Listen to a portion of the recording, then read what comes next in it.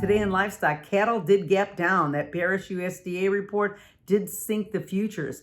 Higher placements for March was quite a surprise, and it delivered a $4 drop, giving back all of all of last week's gains. Actually, it really gave it back and then more. There's a real concern that there might be more follow-through selling after that sell-off today. The C-vol right now is at 14.3%, but with this big of a move, I expect that there could be a little bit of a pop in that as we move later into the week. Now, the feeders did fall as well. The beef inventories did increase by 11% in March.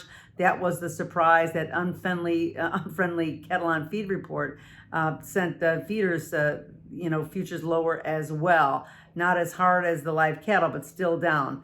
And clearly we're going to need an uptick in demand to really mitigate those issues right now. So that's going to be something to watch right now. Inflationary things, I think, also are putting a little bit of a pressure on the market. And if you were wondering if there was any underlying support in the beef complex, just kind of let you know that it was much weaker than maybe we had expected. Now, hogs were limit down today. That pork demand is slowing somewhat.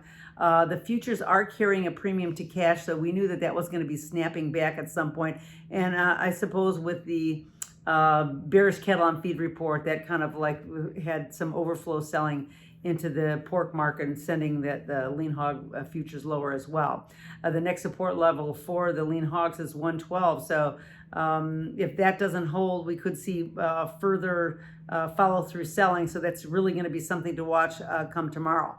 The C-vol is at 29%, so it's under 30% for the lean hog market. So we'll be watching if all of the meats are going to start to sell off. But we'll see. This is only one day, doesn't really make a big change in the trend, but we are starting to teeter on an area where we're going to watch that closely.